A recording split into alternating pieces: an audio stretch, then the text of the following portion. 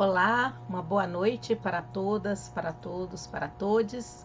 Eu quero agradecer a cada pessoa que está aqui nessa noite conosco, nessa live de lançamento de um livro extremamente importante, interessante, do professor Rodrigo Ednilson de Jesus, da Faculdade de Educação, da UFMG. Eu sou Nilma Lino Gomes, sou professora titular emérita da UFMG e tenho o grande prazer de conduzir esse bate-papo que nós vamos ter agora sobre o livro, o conteúdo, o contexto e tudo mais. Me acompanham aqui nessa noite o autor, o professor Rodrigo, e a nossa querida reitora da UFMG, a professora Sandra Goulart. Nós temos uma honra e o prazer de receber. Eu brincava com o Rodrigo antes de começar essa live, que não é todo autor e autora que tem uma reitora fazendo o comentário da sua obra. Eu acho que só isso já mostra para as pessoas quem é o professor Rodrigo e quão especial ele é para nós, né, que o conhecemos, e para a própria Universidade Federal de Minas Gerais. O livro do Rodrigo, ele se insere em uma coletânea da editora Autêntica, que é a editora então que está promovendo essa live de lançamento. E a editora Autêntica, ela tem uma coleção chamada Cultura Negra e Identidades, que vocês podem ver aí embaixo alguns exemplares dos livros que são editados dentro dessa coletânea. E a coletânea Cultura Negra e Identidades, ela existe desde 2006. Ela tem como um dos objetivos centrais, que é atender às diretrizes curriculares nacionais, que versam sobre o ensino obrigatório de história e cultura afro-brasileira e africana nas escolas da educação básica, indo num ponto muito importante, que é a produção de conhecimento, né? Que essa diretriz, que essas diretrizes, que no caso regulamentam a alteração da Lei de Diretrizes e Bases pela Lei 10.639 de 2003. E um dos fatores que eu acho assim importantes da construção e da efetivação das diretrizes, que são, na realidade, o parecer e também a resolução, né, do Conselho Nacional de Educação, é o fato de que expandiu e ampliou e adensou o que a própria alteração da LDB pela 10.639 de 2003 nos diz. E nós sabemos que o mercado editorial, durante muito tempo, ele se fez notar uma ausência nesse mercado editorial de publicações que não só tematizassem a questão racial, a questão africana, como também de produções que fossem escritas por negros e negras intelectuais, por negros e negras ativistas dos movimentos negros, por pessoas negras na sociedade brasileira que falam sobre si, sobre o contexto da realidade racial no Brasil e também dialogam com o continente africano. Também, durante um bom tempo, o mercado editorial brasileiro não publicava livros, obras de autores e autoras africanos e africanas. Nós temos visto, ultimamente, uma mudança nesse quadro, embora a nossa coleção já exista bem antes desse novo florescimento de publicações sobre as relações raciais, as questões africanas no Brasil.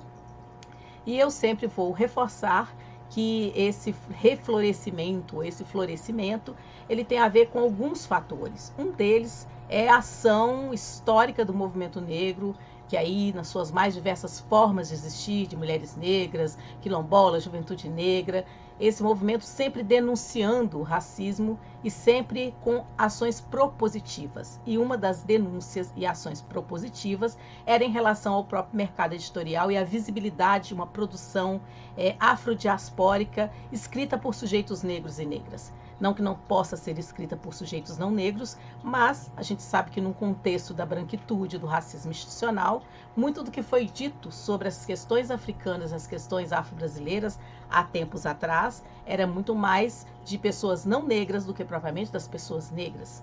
Claro que isso também tem a ver com uma maior abertura via uma pressão dos movimentos sociais também, e uma maior entrada de pessoas negras no ensino superior, na universidade, e também como professores e professoras, estudantes da graduação e da pós-graduação, que passam também a formular questões importantes sobre as relações raciais no Brasil, sobre o racismo no Brasil.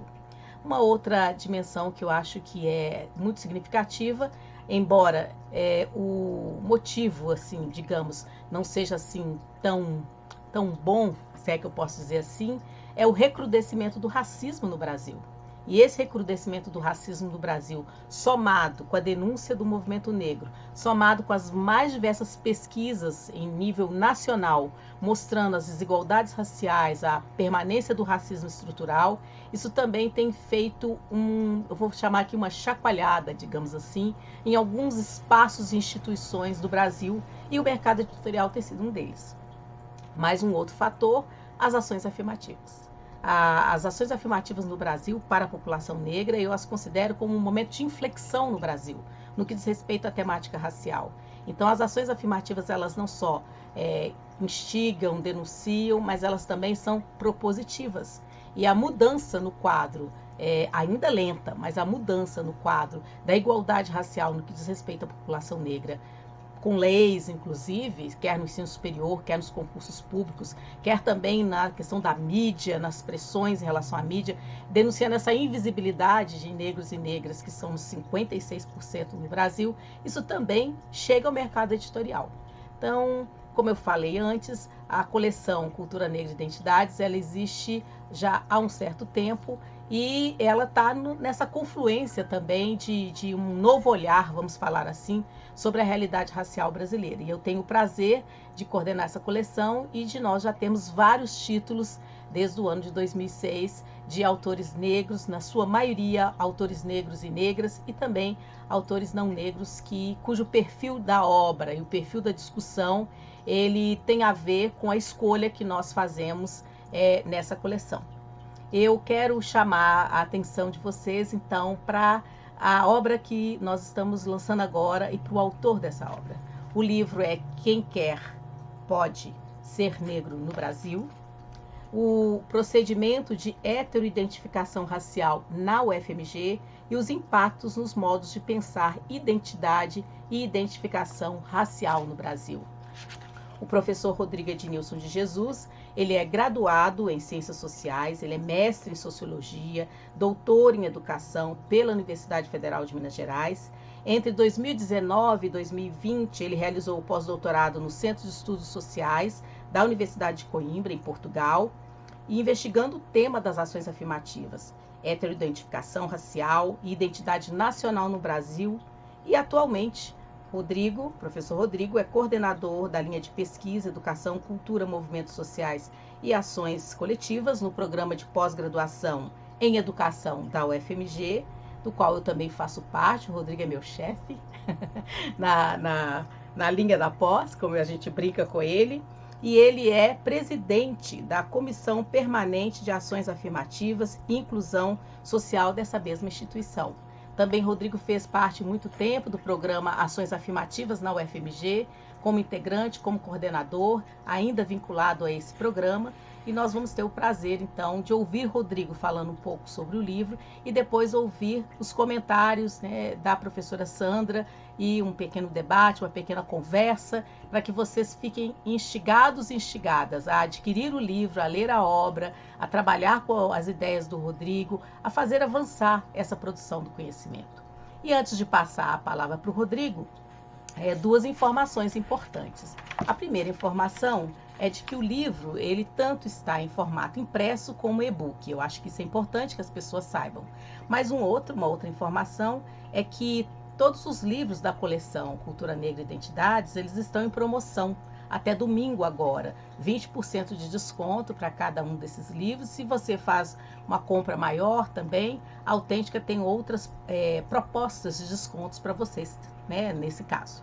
Então, participem da live, muito obrigada. Vamos ouvir o professor Rodrigo Ednilson, que eu tenho o grande prazer de apresentá-lo, não somente como meu colega de trabalho, de departamento, mas também como um amigo querido e um intelectual de peso da geração dele. Rodrigo, eu passo a palavra para você, então.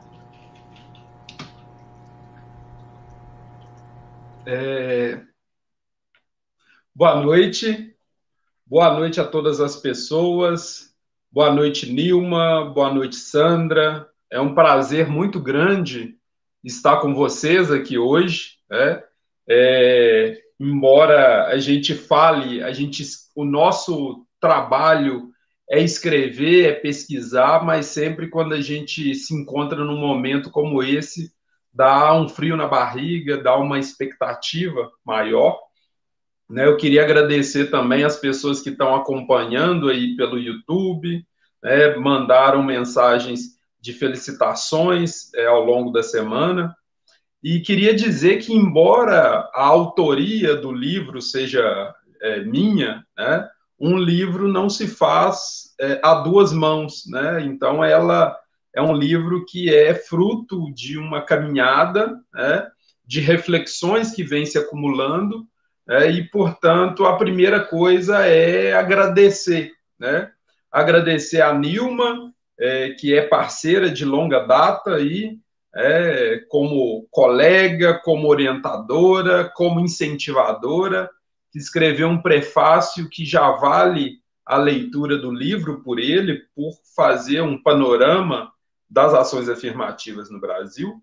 Agradecer Sandra, que desde do momento em que era vice-reitora, foi uma grande entusiasta e uma grande incentivadora das políticas de ações afirmativas e inclusão na universidade, e eu tenho dito para ela que se a gente está numa situação de garantia de direitos, mesmo nesse contexto muito duro que a gente vive, tem sido também em função dos esforços dela e do apoio dela para a gente construir iniciativas na universidade, né?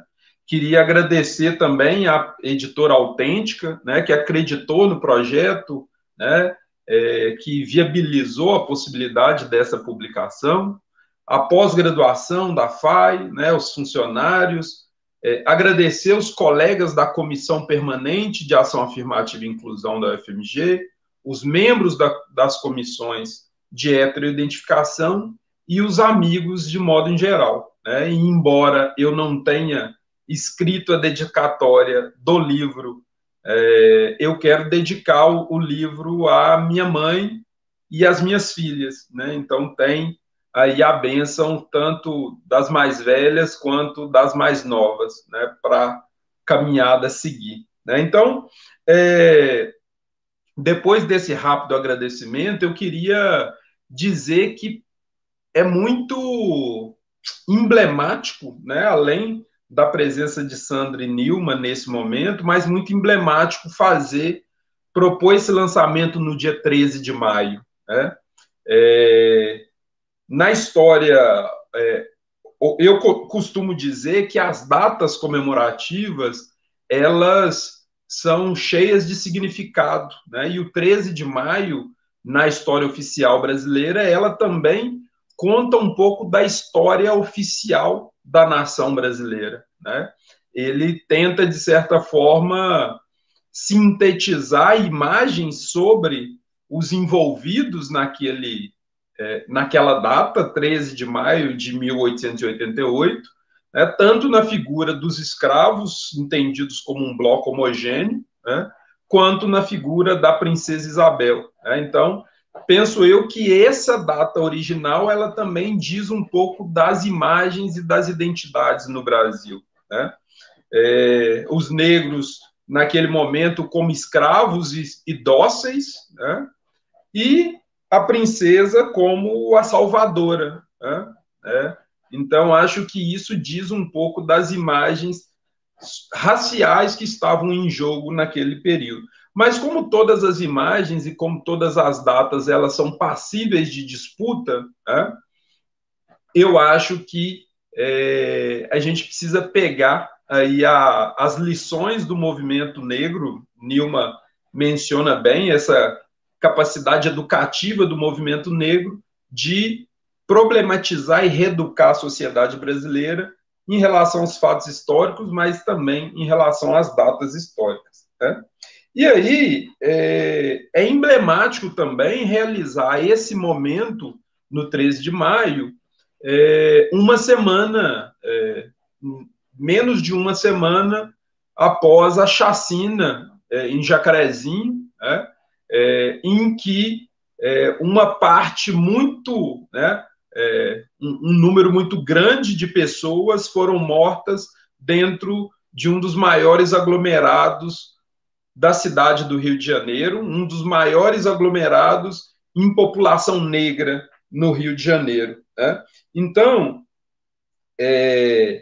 falar nesse dia 3 de maio com um livro sobre quem quer ser negro na sociedade brasileira, nesse contexto em que a população negra é vítima de um genocídio direto e é vítima também de um genocídio parcelado em função das ações e das inações vinculadas à pandemia, eu acho que é emblemático, né, e é provocativo, né?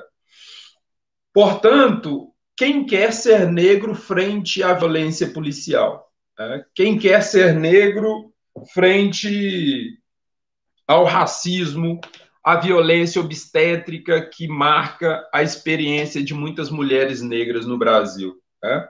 Então, quando a proposta, né, do título do livro e do livro em si não é apenas fazer um exercício de reflexão sobre as bancas de heteroidentificação, mas fazer um debate sobre heteroidentificação para ingresso nas universidades no contexto das relações raciais no Brasil, né? Então, quando eu dizia, 2 anos atrás, quando eu comecei a alimentar assim a expectativa de produção desse material, eu fazia uma afirmação que ao longo desses 133 anos nunca foi positivo ser negro no Brasil, e eu poderia afirmar que boa parte da população brasileira não queria ser negro, incluindo aí as próprias pessoas negras, né? Porque esse lugar social, além de ser um lugar vulnerável, mas era um lugar, e posso dizer que ainda é um lugar de desprestígio social, de medo e de risco social, né? Então, ao mesmo tempo que é preciso falar da discriminação e do racismo, eu fico lembrando muito da frase do Emicida, no álbum recentemente lançado, Amarelo, com Maju e com Pablo Vittar: permita que eu fale, não as minhas cicatrizes, né? E eu penso muito que esse foi um exercício que o movimento negro fez ao longo desses últimos 100 anos, que é de enfatizar a existência da discriminação e da desigualdade, mas não restringir a narrativa, a história, às cicatrizes, né? Disputar as concepções sobre negritude no Brasil, e isso implica também pensar em relações raciais, né? Portanto, eu acho que um pouco da imagem positiva que se construiu em torno das heranças negras, né, da cultura negra, nome da coleção, ela é fruto da inquietude dessas imagens cristalizadas sobre a princesa e sobre os escravos, né? Essa vontade de mostrar que o Brasil não era um Brasil só mirado na Europa, mas o Brasil era marcadamente negro e indígena, né? E isso disputa a concepção de 13 de maio e disputa a concepção também de que nós somos um povo mestiço indistintamente e, portanto, a ideia de que somos todos iguais, né? Na verdade, essa ideia do somos todos iguais foi muito mobilizado no período de disputa pública em torno das cotas, né? E essa era uma afirmação recorrente. É impossível implementar cotas porque no Brasil somos todos iguais. É impossível implementar cotas porque no Brasil é impossível saber quem é negro. E aí, essa afirmação, ela anda passo a passo, lado a lado, com genocídios, com violência obstétrica, como desigualdade racial, né? Mas penso eu que foi essa luta para ressignificar fatos históricos, datas, que possibilitou a emergência das políticas de ações afirmativas, né? E as ações afirmativas, eu comecei a pensar isso muito fortemente ao longo do doutorado que eu realizei na Faculdade de Educação, que as ações afirmativas não é apenas uma disputa em torno da ocupação das vagas na universidade, mas é também uma disputa em torno de projetos de nação, né? E eu acho que a contra-reforma conservadora que nós estamos vivendo hoje no Brasil é mostra de que existem projetos em disputa e um projeto passadista, nostálgico, né, que quer manter, né, os bens e os recursos, os espaços sociais restritos a determinado grupo, né? Mas eu acho que é justamente esse movimento que o movimento negro faz de ressignificar e de mostrar as heranças negras, as contribuições, a força da população quilombola, indígena, mostrando um país muito mais do que mestiço, mas um país mosaico, em que a diversidade ela está lado a lado, às vezes em contradição, às vezes em conflito, né? Mas a emergência das políticas de ações afirmativas talvez provoque, pela primeira vez na história brasileira, um sentimento de alguma positividade em si reconhecer ou declarar negro. Então, se a gente tinha um momento em que ninguém ou poucos queriam se ver ou serem vistos como negros, a gente tem um momento atual, talvez de 20 anos, em que pode ser positivo se autodeclarar negro. E aí a pergunta que eu faço é: se todas as pessoas podem e devem reconhecer a herança negra em si e no Brasil, todos podem se beneficiar das ações afirmativas? Essa é uma pergunta, por quê? Porque se todos nós afrodescendentes, né, se a gente for pensar assim, tanto a nossa herança como espécie em África, quanto essa transição forçada de uma população negra para o Brasil, né, se todos nós somos afrodescendentes por essa herança, será que todos nós somos alvo potencial do racismo que no Brasil incide no corpo?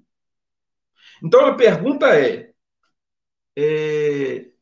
será que todos nós somos alvos das ações negativas dirigidas em função do pertencimento racial? Por isso que eu acho que, embora a pergunta do livro seja quem quer pode ser negro, mas é uma pergunta também que tensiona outros pertencimentos raciais, né? E eu costumo dizer, nos processos de formação das comissões, que, embora o papel das comissões não sejam definir identidade das pessoas, né, o papel da comissão é identificar qual é o público-alvo da política de ação afirmativa, né, mas certamente que o confronto com a banca, com a carta consubstanciada, que no livro está lá uma descrição sobre ela, ela provoca as pessoas a pensarem sobre si e pensarem sobre os outros, né? Então, é importante dizer que não é a UFMG ou outras universidades que inventam a heteroidentificação racial. A heteroidentificação racial é invenção do racismo, porque ela inventa a distinção, a discriminação com objetivo de restringir direitos. É uma discriminação negativa, portanto.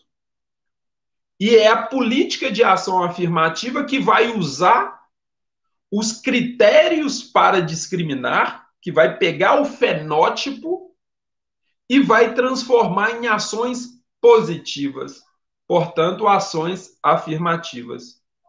E é por isso, né, eu não vou dizer todos os detalhes para não dar spoiler, né, mas eu tento fazer uma discussão, portanto, pegando a história das relações raciais no Brasil, porque a opção, tanto da UFMG quanto do Supremo Tribunal Federal, quando analisou a constitucionalidade das cotas, fez uma opção pelo fenótipo, pelo conjunto das características fenotípicas e não pela ancestralidade, né? Então, é importante dizer também que as comissões de heteroidentificação, elas não são tribunais raciais, né? Tribunal racial é o que a gente viu há uma semana, onde se identifica suspeitos, onde se julga e onde se pune. Isso é tribunal racial. O que se faz com as comissões de heteroidentificação é garantir a justa destinação de uma política pública com vistas a produzir igualdade e justiça social, né? E aí, para colocar em prática esse procedimento de heteroidentificação racial, nós definimos 3 tripés que são fundamentais e que no livro a gente discute com mais profundidade. O primeiro é a dimensão do princípio. O princípio é que as comissões de heteroidentificação, elas são complementares à autodeclaração. Existe um subcapítulo no livro e que o título é A autodeclaração é necessária, porém não suficiente. Ou seja, a heteroidentificação, ela complementa a autodeclaração e ela não vigora sozinha. Então, ela não é uma identificação da verdade sobre a identidade do sujeito, mas uma complementaridade. Uma outra coisa é a definição do público-alvo a que se destina a política, né? E a política, ela se destina a pessoas negras, reconhecendo aí a diversidade interna desse grupo. Negros de cor preta e negros de cor parda, né? E a outra parte do tripé é justamente a dimensão do critério, conjunto de características fenotípicas, né? E isso vinculado com a existência do racismo na sociedade brasileira. E, ao longo do livro, eu vou, a partir da experiência de 2019, analisando um pouco dos resultados do procedimento de heteroidentificação, tanto do ponto de vista de uma análise dos avaliados, quanto uma análise dos avaliadores. E uma das respostas provisórias a que eu chego é que, embora a UFMG coloque em prática comissões em que os avaliadores eles não dialogam entre si sobre a percepção do candidato, a gente tem uma conclusão, um resultado de convergência no modo de ler os candidatos e as candidatas. Justamente porque as pessoas elas carregam consigo uma noção concreta, prática sobre raça. Embora não exista raça do ponto de vista genético, mas é verdade também que ninguém pede DNA de ninguém para discriminar, tá? As pessoas elas discriminam com base no corpo, na leitura do corpo. E nós aprendemos isso em sociedade porque nós somos uma sociedade racializada, né? E aí, a gente coloca em prática, então, uma coisa que a gente chama de consenso intersubjetivo, que é justamente o consenso em torno da existência de uma raça social, né? Por fim, é o que eu quero mostrar no livro, mas vocês só vão conseguir perceber se há coerência ou não nessa conclusão, é que é possível saber quem é negro no Brasil, né?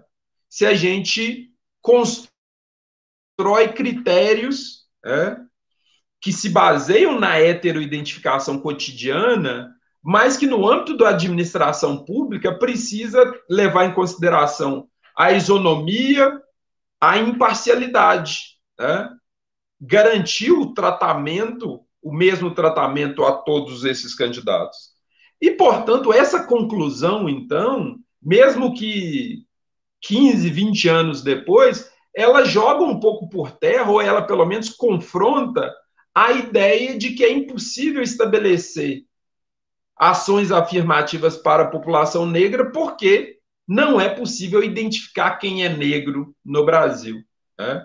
Eu tento mostrar ao longo do livro que, criando critérios, né, que, controlando a subjetividade, não eliminando, controlando, a gente consegue obter resultados que tenham validade interna, né? Então, o livro é esse aqui, né? Ele ficou muito, muito bonito, né? O pessoal do design conseguiu captar justamente a ideia do livro, que é uma ideia do Brasil como mosaico, uma diversidade de tons, de matizes da população negra, né? E que não é uma síntese homogênea dessas diferenças, né? Eu acho que o reconhecimento da diferença é uma questão muito importante, não só em termos de política pública, mas em termos também da nossa sociedade, né? Eu queria, então, encerrar essas primeiras palavras, porque se deixar, a gente vai contando detalhes sobre o livro, e aí isso é ruim, né? Mas eu queria novamente encerrar agradecendo aqui essas presenças ilustres e todas as pessoas que estão acompanhando aqui à distância essa nossa conversa. Obrigada, Rodrigo. Eu acho que deu um panorama muito bom sobre o seu livro, muito bacana, e as pessoas estão convidadas, então, a serem leitoras dessa obra. Mas nós também vamos ter mais uma contribuição para falar sobre o seu livro, que é da professora Sandra Goulart, reitora da UFMG, a quem eu passo a palavra agora, agradecendo novamente, Sandra, pela sua presença aqui. Muito obrigada, professora Nilma, um prazer, uma grande honra estar aqui, querido Rodrigo, cumprimento também a todas as pessoas que estão nos acompanhando nessa live, que tem esse objetivo tão importante para nós, que é apresentar esse livro do Rodrigo, que tem uma reflexão tão arguta, tão importante para todos nós. Eu queria, primeiramente, claro que nós gostaríamos muito de poder estar num outro contexto, estar numa livraria, num momento mais contraído, estarmos juntos, dando um abraço caloroso aí no Rodrigo, na Nilma, minha querida amiga, mas infelizmente os tempos são esses que nós estamos vivendo, tempos difíceis, e aqui eu gostaria de deixar a minha solidariedade a todos aqueles que perderam entes queridos nessa pandemia, que é uma pandemia de consequências sanitárias terríveis, mas também econômicas e sociais, e que tem afetado principalmente as populações mais vulneráveis, e aí nós incluímos principalmente as populações mais pobres, as populações negras, indígenas, todos aqueles que são mais vulneráveis, né, e a universidade tem tentado ajudar no que é possível nesse momento tão difícil. Então fica aqui a minha solidariedade e a vontade de estar próximo, de nós estarmos juntos. Queria muito dar um abraço forte no Rodrigo, por esse trabalho muito maravilhoso que que você produziu. Para mim é uma honra estar aqui com vocês, uma honra também ter acompanhado a reflexão que conduziu a esse trabalho, e uma honra maior ainda poder escrever a introdução, uma introdução breve, apenas com algumas reflexões do que eu acompanhei. A Nilma usou uma palavra para descrever o Rodrigo, que eu gosto muito, uma pessoa especial. Sem dúvida alguma, Rodrigo é uma pessoa especial, esteve conosco como pró-reitor de assuntos estudantis, e agora ele coordena a nossa Comissão Permanente de Ações Afirmativas e Inclusão. E teve um papel imprescindível na reflexão que nós conduzimos ao longo desses anos todos, né? Ele, Nilma, aliás, tiveram, e toda a equipe que trabalhou nas ações afirmativas, que é um grupo de trabalho ligado principalmente à Faculdade de Educação, e que foi chegando e nos ajudando a fazer essa reflexão no contexto de toda a universidade, que teve um papel imprescindível, foi um papel de muito aprendizado. À época eu era vice-reitora, e eu acompanhava de perto, e nós pudemos, durante todo esse processo, fazer essa reflexão conjunta, né? Rodrigo tem esse dom, eu digo que é um dom, uma tranquilidade muito grande para poder fazer uma reflexão ao mesmo tempo. Ele consegue unir, eu tento falar isso um pouco na minha apresentação, ele consegue unir essas duas partes que faz parte da nossa formação como professores. Eu sou professora da UFMG, estou reitora no momento, mas sou professora, que é a parte do pesquisador, daquela pessoa que faz uma pesquisa, um questionamento, mas que também somos todos educadores. Rodrigo une isso muito bem. Rodrigo consegue fazer aquela reflexão crítica, arguta, aprofundada, e ao mesmo tempo ele consegue pensar no seu papel de educador. Ele sempre falava para nós, olha, nós temos que pensar que esse é um processo educativo, né? As pessoas têm que aprender com esse processo. Nós não sabemos como fazer, como conduzir melhor, da melhor forma, esse processo, estamos todos aprendendo. E foi isso que aconteceu durante todo esse processo, cujo resultado aparece de forma tão brilhante nesse trabalho, nesse livro escrito pelo Rodrigo. E algo que eu gostaria de mencionar, que teve um papel muito importante, a gente começou, né, Rodrigo, pensando muito, será que a gente deve fazer uma banca de heteroidentificação? Será que o caminho é esse? Será que a gente não deve simplesmente aceitar a validação, a autodeclaração da pessoa, que, como o Rodrigo falou, tem um papel muito importante? E aí também houve um episódio que nos fez fazer essa reflexão bastante, de maneira muito crítica como instituição. Foi quando, e nesse ponto, os movimentos sociais tiveram um papel muito importante, o movimento negro teve um papel muito importante. Foi quando nós, como instituição, recebemos várias denúncias muito graves, de pessoas que supostamente haviam fraudado as cotas com fotos, com documentos bastante preocupantes, né? Isso nos levou, de fato, a fazer uma reflexão, e que tem muito a ver com um título que eu gostei demais do livro do Rodrigo, né? Quer dizer, quem pode, né, fazer jus a essa cota, a quem, de fato, essa política pública tão importante, que tem tido impacto tão relevante para as nossas instituições, a quem, de fato, ela deve servir? Qual é a responsabilidade? Essa é uma pergunta que a gente sempre fez durante o processo todo. Qual é a responsabilidade da instituição em garantir que essa política pública, de fato, atinja aquelas pessoas que mais necessitam dessa política pública? Nós temos uma responsabilidade com relação a isso. Então, essa denúncia, de fato, teve um papel importante para que nós fizéssemos essa reflexão, não apenas não, na verdade, como um processo de fiscalização, mas um processo de reflexão para os próprios sujeitos, as próprias pessoas, né? O que é você se autodeclarar como uma pessoa negra? Quais são os impactos disso? Como é que você marca esse seu pertencimento como uma pessoa negra no seu corpo? Como ela é marcada? Como é o seu relacionamento, digamos assim, com a sociedade? Quais são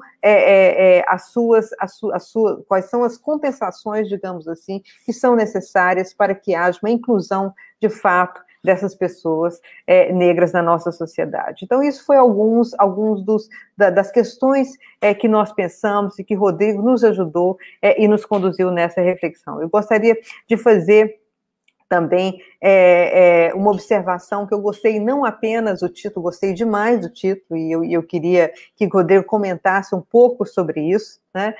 E gostei muito da capa. Eu gostaria de parabenizar a Autêntica pela coleção, uma coleção muito importante. Nilma falou muito bem sobre a falta de espaço que a gente encontra para essas temáticas e essas reflexões que são tão importantes para as nossas instituições e para a sociedade. E também por essa coleção que faz essa reflexão sobre a cultura negra. E também por esse livro, pela capa do livro. O Rodrigo mostrou a capa, e eu gostei demais. Achei uma capa muito, não apenas bonita, mas também simbólica. Eu acho que ela simboliza muito do que o Rodrigo quis mostrar, né? E ele mostrou um pouco e falou da questão do mosaico, mas falou também dessa multiplicidade e falou também desses impactos que são impactos que afetam diretamente os corpos das pessoas que sofrem o racismo. Isso é algo que para nós é extremamente importante em termos de instituição, uma reflexão muito importante. Uma outra questão que eu gostaria de levantar, e se o Rodrigo puder falar um pouquinho sobre essa questão, seria importante para nós, que é justamente o título. Quem quer ou pode ser negro no Brasil, né? Então, isso é uma pergunta, na verdade, que nos faz pensar, uma pergunta quase que retórica, né? Que é uma questão de fundo que perpassa toda a reflexão do Rodrigo que ele apresentou nesse documento, né? Querer ser negro, né? Evidenciado pela autodeclaração, né? A autodeclaração que, como o Rodrigo mencionou, ele vai ter sempre um papel muito importante, que é a voz do sujeito, se posicionando como tal, né?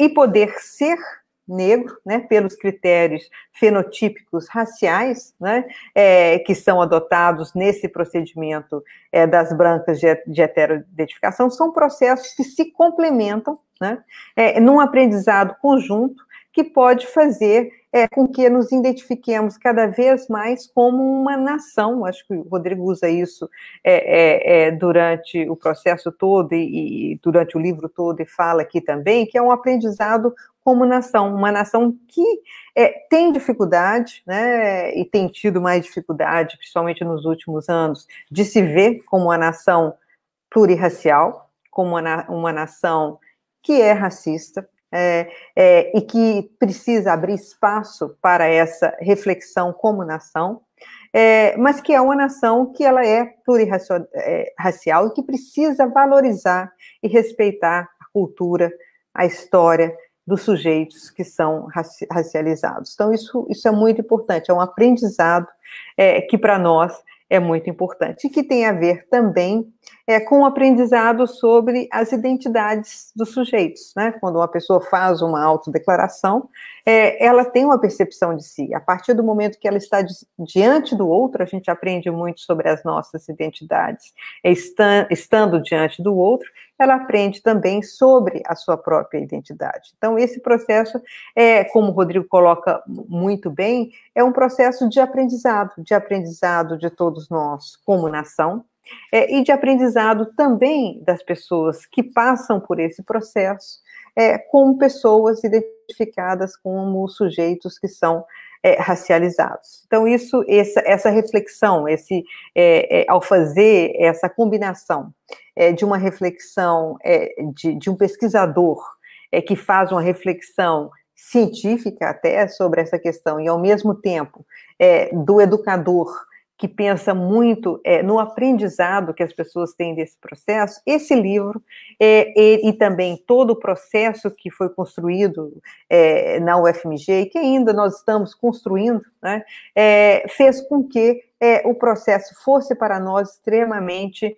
importante do ponto de vista de aprendizado como instituição. Claro, eu falo como reitora e como instituição, e sou muito grata ao Rodrigo. Isso foi possível, claro, pela contribuição de várias outras pessoas que trabalharam conosco, mas o Rodrigo serviu muito de inspiração para nós durante todo esse processo, que ele sempre nos lembrava: olha, vamos pensar que isso, as pessoas estão aprendendo como fazer isso, da mesma forma que nós, como instituição, também estamos aprendendo a lidar com essa situação que é muito nova. E o nosso objetivo final é um só. O nosso objetivo é fazer com que a nossa universidade, as nossas instituições, né, eu falo no contexto mais amplo, sejam instituições cada vez mais inclusivas. E que, de fato, a lei de cotas, né, a lei de cotas, que ela seja de fato cumprida e que nós possamos dar acesso à universidade a essa população que esteve durante tantos anos ausente do ensino superior, da educação superior. Então, esse é o objetivo maior, que é a inclusão social e racial das pessoas na nossa universidade. Isso tem que ser concretizado. Uma maneira de se fazer isso é por meio dessas cotas. E a cota só vai cumprir essa missão se de fato nós tivermos mecanismos e políticas públicas que garantam. E todo esse histórico que o Rodrigo relatou muito bem, Nilma também, nos mostrou que a melhor maneira para se fazer isso, para garantir que essas políticas institucionais sejam de fato cumpridas, é por meio da autodeclaração, que ela precisa ser cumprida. O Rodrigo falou de 3 desse tripé, né? Primeiro, o princípio que é complementar, que é de fato importante que nós tenhamos a autodeclaração, ela tem um papel imprescindível, né? Que nós temos um público alvo dessa política, né? Não resta a menor dúvida, nós temos um objetivo muito claro, e que nós temos esse critério, que é um critério de características fenotípicas, porque nós sabemos que o preconceito existe e ele é medido no corpo das pessoas, e então é importante que nós tenhamos instrumentos e mecanismos para que nós possamos garantir que a universidade seja o espaço no qual as pessoas possam entrar e possam permanecer também, e que garantam àqueles que de fato necessitam as políticas direcionadas a elas. E nesse sentido, essa reflexão nos conduz justamente para esse momento tão importante da história da nossa instituição.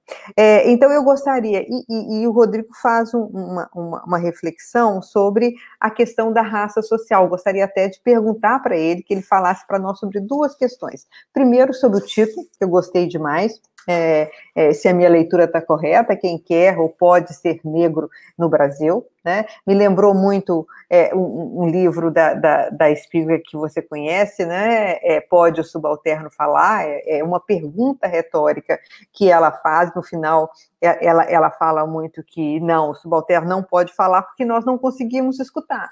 Nós não temos como escutar.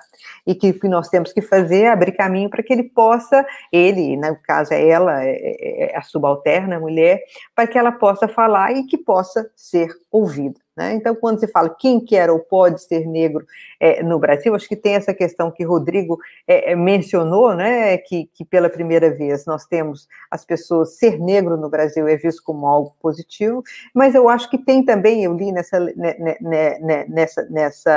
nessa pergunta do Rodrigo, também algo um pouco do que a Spivak traz, né? Nós temos que, de fato, ouvir, né? As questões que são colocadas por essas pessoas que, de fato, sofrem esse preconceito que é tão arraigado, tão histórico, né, e que se manifesta de tantas formas ainda na nossa sociedade, né? E queria que Rodrigo falasse um pouquinho, sem dar nenhum spoiler do livro, né, desse conceito que você fala no final do livro sobre a questão da raça social e como que você vê essa reflexão. Então, eu queria que você falasse um pouquinho mais sobre isso e sobre essas reflexões, e te agradecer mais uma vez por nos ajudar a fazer essa reflexão como instituição. Eu sou sempre perguntada, sempre me perguntam, né, como é que vocês fazem, como é que vocês chegaram a esse modelo, como é que vocês estão conduzindo essa reflexão, né, de maneira tão séria, tão aprofundada. Eu sempre digo, olha, nós tivemos uma reflexão, uma pessoa que foi instrumental para que a gente chegasse onde a gente chegou, para que a gente pudesse conduzir esse processo de maneira muito séria, muito reflexiva, e que fosse para todos nós um aprendizado, que é o Rodrigo. Então, nesse livro, ele mostra para nós justamente todo esse processo e toda essa reflexão muito mais aprofundada, né, do que nós, à época, conseguíamos fazer. Ele consegue fazer essa reflexão e nos mostrar isso como um processo de aprendizado como instituição. Então, eu queria que você falasse um pouquinho para nós, Rodrigo, dessas duas questões. Rodrigo, antes de você falar, tem também outras perguntas aqui no chat que eu vou ler para você. Mas antes de ler, eu queria novamente agradecer à reitora Sandra pelos seus comentários, pela explanação que fez, contextualizando também a UFMG, né, e como que a UFMG chegou até esse caminho. E quem quiser saber mais, né, Sandra, tem que ler o livro do Rodrigo para se inteirar. Então, muito obrigada, Sandra, muito obrigada mesmo pelos seus comentários. E, Rodrigo, além das duas perguntas que a professora Sandra faz para você, tem duas outras que chegaram no chat. Então, eu vou ler para você e aí você já responde esse bloco e aí a gente vai finalizando o nosso bate-papo. A primeira pergunta que tem aqui, pode falar para você ler? Para você registrar? A da Mônica Ferreira Costa, é que se houvesse desde sempre, lá no início, no primeiro ano do ensino fundamental e para sempre, uma conversa sobre identidade, talvez essas comissões não seriam mais necessárias. O que você acha? Depois, a segunda pergunta é de Margarida de Cássia Campos, que fala o seguinte: Rodrigo, na sua opinião, qual o impacto dos cortes de verbas para as universidades federais, para as políticas de ações afirmativas, sobretudo as cotas? Eu agradeço as duas pessoas que fizeram as perguntas. A gente não vai poder ampliar mais, né, para outras perguntas agora, em função do próprio tempo da live. Mas, claro, o Rodrigo é professor da UFMG e está sempre aí disposto, disponível, participando de vários eventos que a gente pode trocar a conversa com ele. E mais, além disso, adquirir o livro do Rodrigo e fazer a leitura do livro, que quem sabe várias questões que poderiam ser colocadas aqui estão respondidas lá, né, por meio dessa leitura do que ele escreveu. Então, Rodrigo, você fica à vontade para responder. Obrigado, Sandra, pelos comentários. Obrigado, Nilma, pelos comentários, pelas perguntas também. Eu queria começar pelo título, né? E eu acho que eu posso dizer que a minha escolha pelo título, ela tem a ver com uma oficina de leitura e escrita de textos acadêmicos que eu fiz no Ações Afirmativas em 2003, com a afinada professora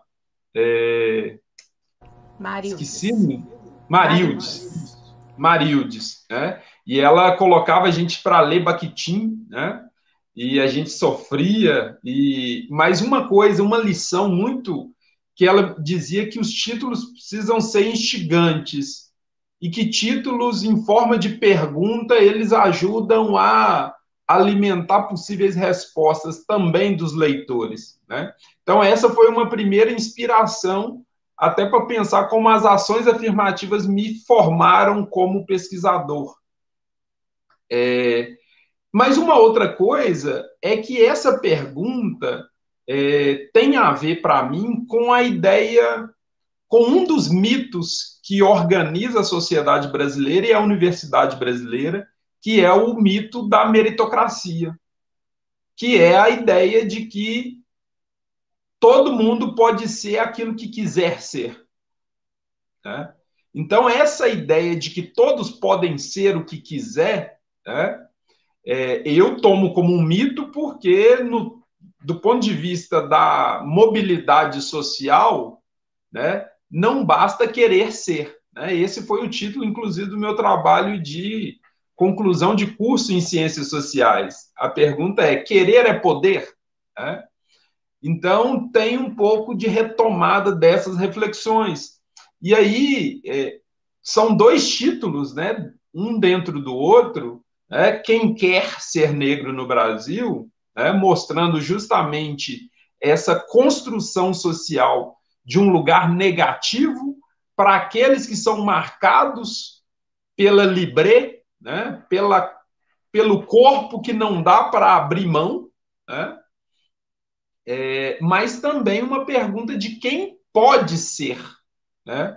Ou seja, Todos que quiserem ser, podem ser? E essa pergunta, ela é muito inusitada, porque ela só faz sentido na medida em que você cria uma certa inflexão na possibilidade do direito.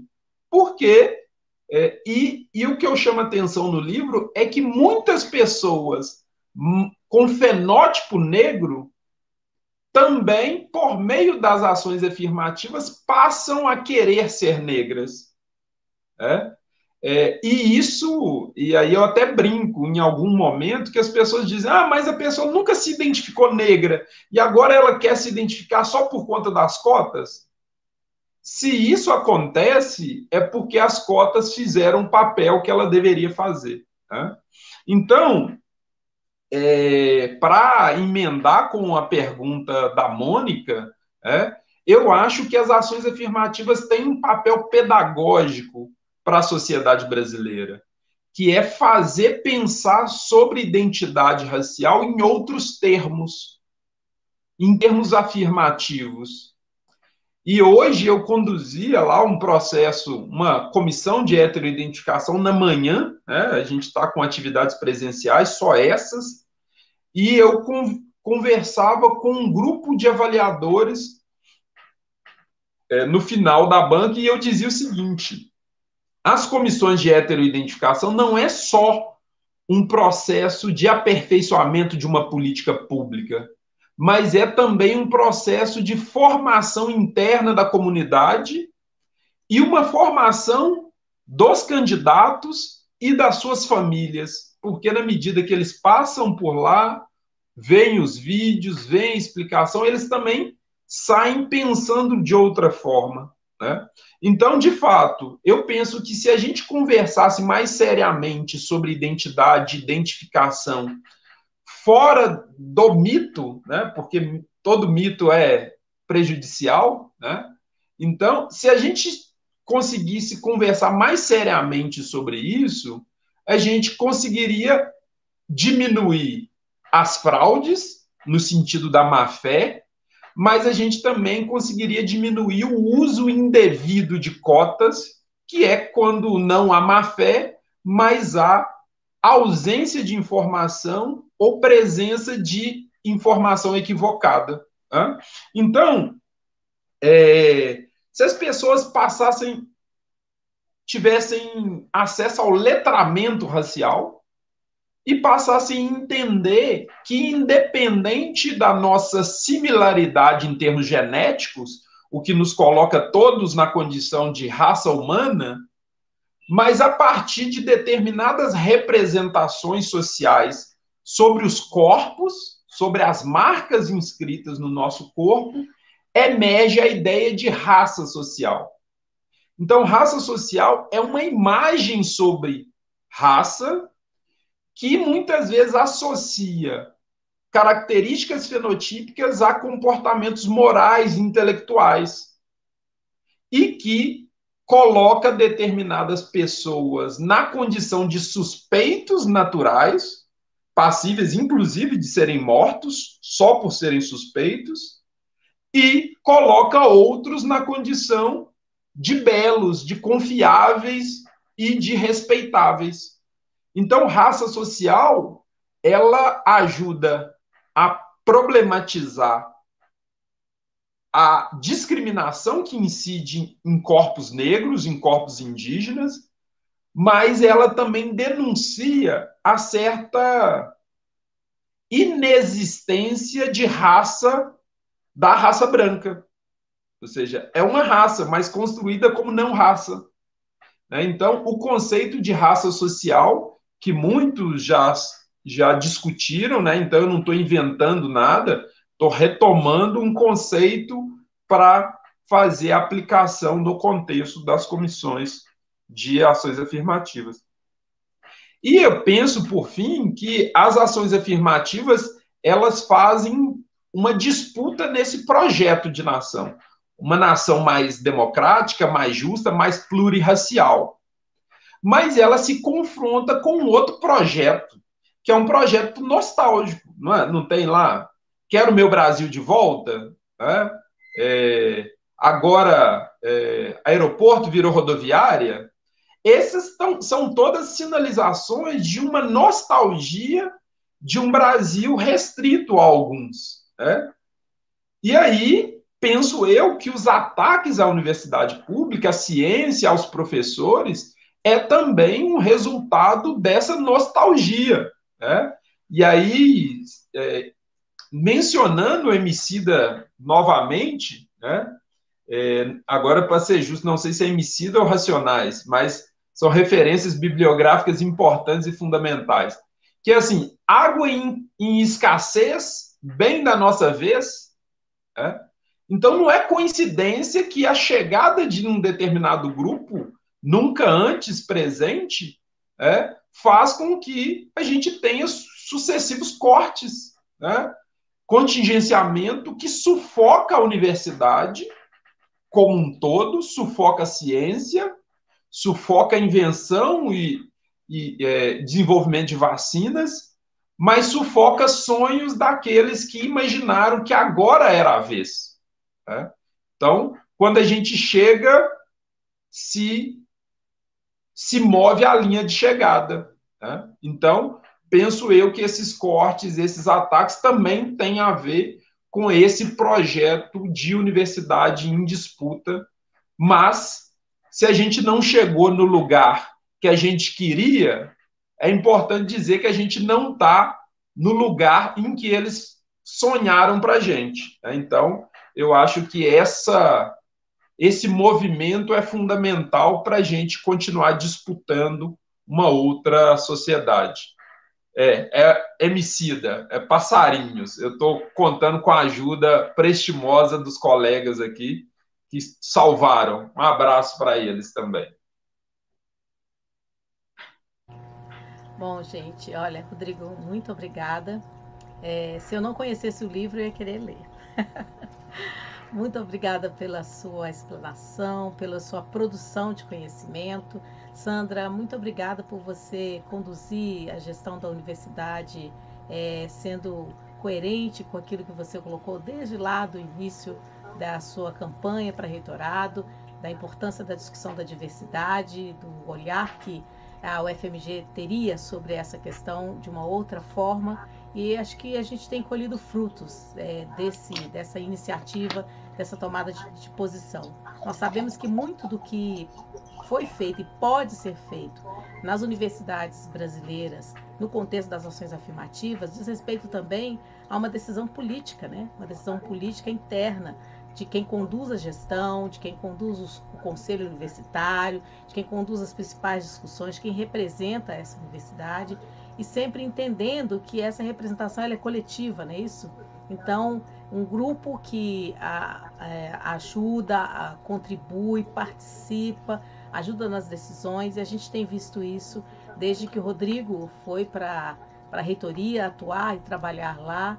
Agora a Shirley também, do Ações Afirmativas, também está na reitoria trabalhando, assim como Licínia também, da Faculdade de Educação. Então, tem uma série de pessoas e a gente, nosso objetivo maior é ver a Universidade Federal de Minas Gerais cada vez mais diversa, cada vez mais enegrecida, vamos pensar assim, no contexto aqui da live do que a gente está conversando, né? Então, queria dizer da minha satisfação de conduzir essa live hoje de lançamento e mais ainda, Rodrigo, de você ter escolhido a Editora Autêntica e a coleção Cultura Negra e Identidades para lançar esse livro. Eu fico muito feliz, quero cumprimentar também a Rejane, que é a editora, né, da Autêntica, e toda a equipe que investiu na produção desse livro, que todos e todas sabem que está muito lindo mesmo, muito bonito, e é assim que a gente vai vencer toda essa onda de desinformação, ignorância, negacionismo, não é isso? Cultura do ódio que tem se espalhado no nosso Brasil. Lembrando de que o Brasil não é totalmente assim. Né? Nós estamos aqui, tantas outras pessoas assistindo essa live, tantas outras pessoas no Brasil todo se mobilizando para retomar a nossa democracia. Nós precisamos retomar a nossa democracia e nós precisamos de ter sempre esperança, do verbo esperançar, já que estamos nos 100 anos de Paulo Freire, e mais ainda, nos últimos dias nós temos ainda mais esperança de que ela vencerá o medo, não é isso? em 2022 a esperança vencerá o medo. É assim que nós acreditamos. Então, muito obrigada mais uma vez pela presença de vocês e conheçam os outros livros da coletânea da Cultura e Identidade, da coleção Cultura Negra e Identidades, para que vocês também possam compartilhar e partilhar dessa produção do conhecimento. Quero dar uma boa noite para todos e para todas, saber se vocês desejam fazer palavras finais, dizer algumas palavras finais, para que a gente possa então se despedir nesse momento. Sandra, palavras finais? Só queria agradecer, um grande prazer estar aqui com vocês e mais uma vez agradecer a presença do Rodrigo, nos ajudando a fazer essa reflexão que é tão importante para a nossa UFMG, fazer com que ela seja cada vez mais inclusiva. É um processo, temos um longo caminho pela frente. Eu gosto de citar muito Martin Luther King, que fala que nós não estamos mais onde estávamos, mas não estamos ainda onde queremos estar. Temos ainda um longo caminho pela frente. É muito bom poder contar com vocês conosco, tanto Nilma como Rodrigo. Muito obrigada. Grande beijo para vocês. Rodrigo? Eu queria também dizer que eu chego ao fim desse momento aqui, que foi um momento muito bonito, né, muito potente. Queria, oxalá, a gente pudesse estar junto, né, se abraçar, autografar, conversar no final. Já tem aqui convites para ir fazer lançamento em Fortaleza. Estou só esperando a minha vacina chegar e a gente vai, sim. Mas dizer que eu fico muito feliz com a presença de todo mundo e dizer que depois que vocês lerem, podem compartilhar as reflexões e para a gente ir avançando, porque essa troca também é muito importante e deixa a gente bastante feliz como autor. Muito obrigado, beijo a todas vocês, a todos vocês e uma boa noite. Eu quero fechar, então, com uma frase, um parágrafo do Rodrigo, parágrafo final. Olha o spoilerzinho, hein? Se as políticas de ações afirmativas têm cumprido este papel na vida de tantos e tantas jovens negros e negras, egressos e egressos das políticas de reservas de vagas no ensino superior, penso que também poderia fazer isso pelo Brasil. Se a emergência das políticas de cotas possibilitasse que o Brasil, composto por uma grande população autodeclarada negra, mas que ao longo da sua história tem se auto-identificado como país mestiço e, portanto, não racializado, passasse a se reconhecer como nação plurirracial, reconhecendo e valorizando sua cultura, história e, sobretudo, as vidas negras, eu poderia dizer que as políticas afirmativas cumpriram o seu papel. Muito obrigada, uma boa noite para todas e para todos e para todos.